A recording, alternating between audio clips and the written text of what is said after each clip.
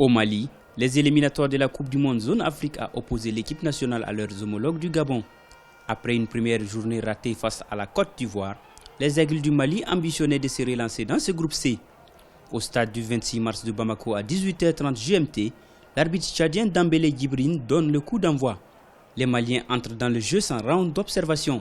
Face à la domination malienne, les coéquipiers d'Aubameyang procèdent par des contres.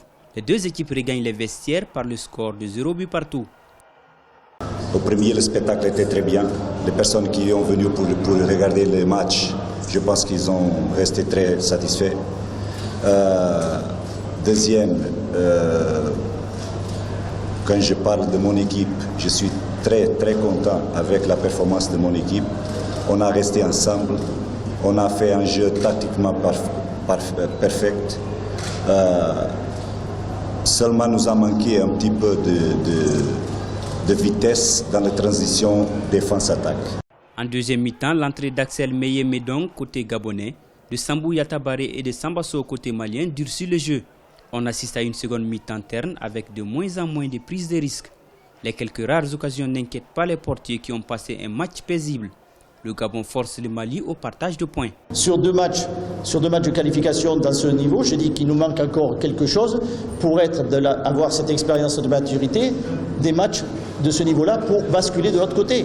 On l'a vu ce soir, j'en ai parlé, si on avait marqué, je pense que le match aurait un autre visage. Dans un potentiel d'ensemble, je veux dire, qui est ce qu'il est à l'heure actuelle. On sait bien que cette équipe-là, actuellement, elle est rajeunie par les circonstances. Et ces circonstances-là, il faut en tenir compte. Aujourd'hui, il ne faut pas ça.